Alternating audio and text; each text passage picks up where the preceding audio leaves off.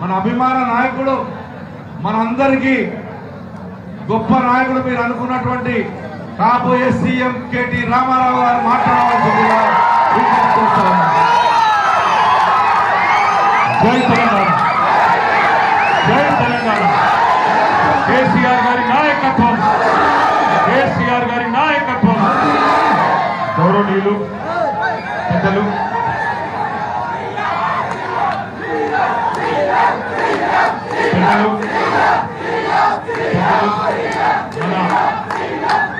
మేడ్చల్ జిల్లా పార్టీ అధ్యక్షులు,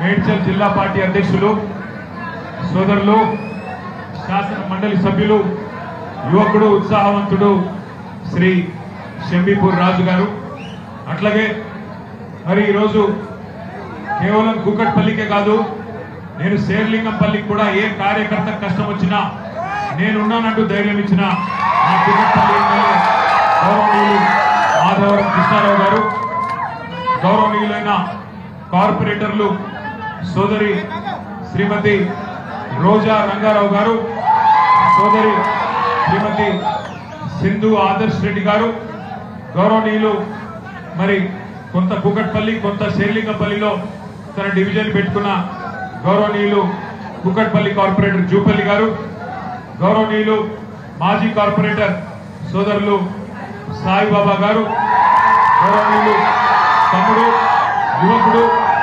ఉత్సాహవంతుడు రవీందర్ యాదవ్ గారు, అదేవిధంగా ఇద్దరు రవీందర్ యాదవ్ ఉన్నారు, ఆరాధన రవీందర్ యాదవ్ గారు, అట్లాగే మా తమ్ముడు రవీందర్ యాదవ్ గారు కూడా ఉన్నారు, అట్లాగే మా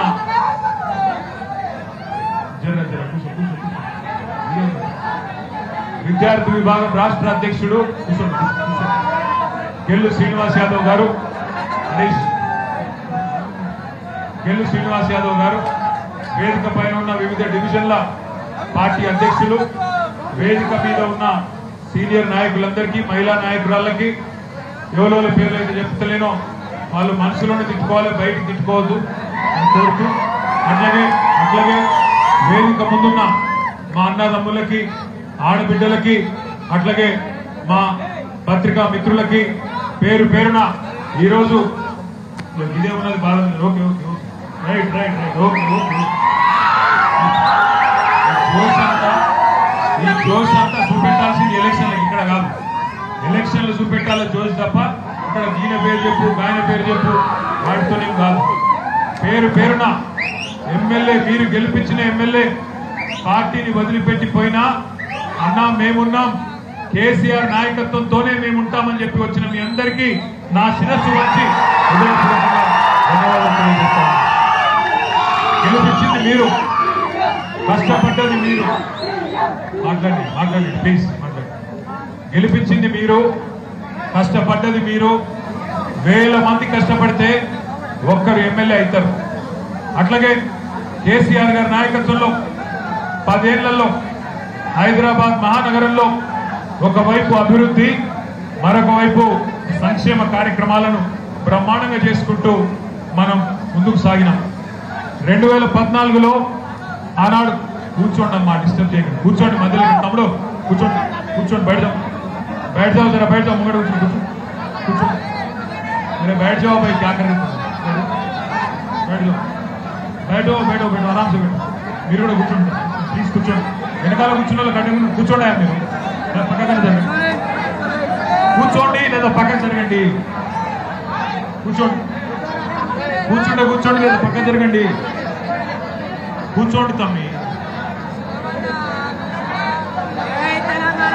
2014లో ఆనాడు తెలంగాణ రాష్ట్రం వచ్చిన తర్వాత పెద్దలు కేసీఆర్ గారి నాయకత్వాన్ని రాష్ట్ర ప్రజలు సంపూర్ణంగా ఆశీర్వదించి, మీరు రాష్ట్రాన్ని సాధించిన నాయకుడు, మీ చేతుల్లోనైతేనే రాష్ట్రం భద్రంగా ఉంటుందని చెప్పి ఆనాడు కేసీఆర్ గారిని ముఖ్యమంత్రిగా చేయడానికే ప్రజలు తీర్పునియడం జరిగింది.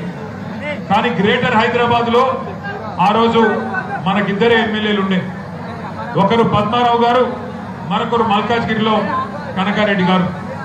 కానీ హైదరాబాద్ ప్రజలు ఎంత గొప్పవారంటే ఎన్నిక అయిన తర్వాత తెలంగాణ రాష్ట్రం ఏర్పడిన తర్వాత కేసీఆర్ గారు ముఖ్యమంత్రిగా బాధ్యతలు స్వీకరించిన తర్వాత కేవలం 6 నెలల్లోనే కరెంటు సమస్యను పరిష్కారం చేసి అప్పటిదాకా ఇంటింటా ఉన్న ఇన్వర్టర్లు, ప్రతి అపార్ట్మెంట్ లో ఉండే జనరేటర్లు, ప్రతి జిరాక్స్ సెంటర్ లో కూడా కనబడే మరి ఇన్వర్టర్లు అన్నింటినీ కూడా మాయం చేసి 6 నెలల్లోనే కరెంటు సమస్య పరిష్కారం చేసి ఆంధ్ర తెలంగాణ కాదు, హైదరాబాద్ అంటే మొత్తం మినీ భారతదేశం. ఇక్కడ లేని వాళ్ళు ఎవరు లేరు. ఆంధ్ర నుండి ఉన్నారు, తెలంగాణ నుండి ఉన్నారు, కర్ణాటక నుండి ఉన్నారు, పంజాబ్, గుజరాత్ అన్ని రాష్ట్రాల నుండి కూడా ఇక్కడికి వచ్చి ప్రజలు స్థిరపడ్డ వాళ్ళు ఉన్నారు. కాబట్టి మినీ భారతదేశం లాంటి హైదరాబాద్, అందులో ముఖ్యంగా మినీ భారతదేశం లాంటి శేర్లింగంపల్లి నియోజకవర్గంలో ఎక్కడ ఒక చిన్న పంచాయతీ లేకుండా మరి బ్రహ్మాండంగా ప్రభుత్వాన్ని శాంతి భద్రతల సమస్య అనే సమస్యలే లేకుండా నడిపినందుకు కరెక్ట్ గా 10-11 నెలల్లోనే రాష్ట్రం ఏర్పడిన తర్వాత 10-11 నెలల్లోనే గ్రేటర్ హైదరాబాద్ ఎలక్షన్ వస్తే అప్పటిదాకా ఇద్దరే ఎమ్మెల్యేలు ఉన్న టీఆర్ఎస్ పార్టీకి 100 కార్పొరేటర్ సీట్లు ఇచ్చింది. 2015లో అన్నిటికన్నీ కార్పొరేటర్లు గెలిచినప్పుడు ఎమ్మెల్యే గారు మనకు లేరు.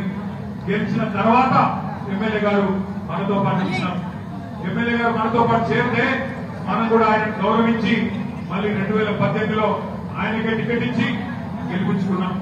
2018 ఎన్నికల తర్వాత ప్రభుత్వం వచ్చిన తర్వాత మీ శేర్లింగంపల్లి ఎమ్మెల్యే గారికి ఆనాడు క్యాబినెట్ ర్యాంక్ తో సమానమైన ప్రభుత్వ విప్పు పదవి కూడా ఇచ్చి గౌరవించింది పెద్దలు కేసీఆర్ గారు. కేవలం ఆయన ఒక్కడికే పదవి కూడా కాదు, 10 ఏళ్లలో హైదరాబాద్ మహానగరంలో, అందులో ముఖ్యంగా శేర్లింగంపల్లి నియోజకవర్గంలో ఎన్ని అభివృద్ధి కార్యక్రమాలు జరిగినాయో ఒక్కసారి గుర్తు చేసుకోమని చెప్పి ఇవాళ మీరు ఏ సినిమాకి పోయినా, ఏ వీడియో హైదరాబాద్ చూసినా అందులో కనబడే హైదరాబాద్ మహానగరం, ఒక దుర్గం చెరువు బ్రిడ్జ్ గాని, అండర్ పాస్ గాని అన్ని కూడా ఉన్నది మీ శేర్లింగంపల్లి నియోజకవర్గంలో మాట నేను మీకు గుర్తు చేస్తా ఉన్నాను. ఏ సినిమా చూసినా, తెలుగు సినిమా, అందులో ఖచ్చితంగా కనబడేది మీ శేర్లింగంపల్లి నియోజకవర్గం. నేను చెప్పేది కరెక్టా కాదా? శేర్లింగంపల్లి అంటే అభివృద్ధికి నమూనాగా మారింది. శేర్లింగంపల్లి నియోజకవర్గం అంటే మొత్తం హైదరాబాద్ నగరంలో జరిగిన అభివృద్ధికి ఒక మచ్చుతున్నట్టుగా, ఒక ఉదాహరణగా మిగతా అన్ని ప్రాంతాల్లో కూడా చెప్పుకునే విధంగా 9,500 కోట్ల రూపాయలతో, ఒకటి కాదు రెండు కాదు, ఒక్క నియోజకవర్గంలో 9,500 కోట్ల రూపాయలతో అభివృద్ధి సంక్షేమ కార్యక్రమాలు కేసీఆర్ గారి నాయకత్వంలో మనం చేసుకున్నాం.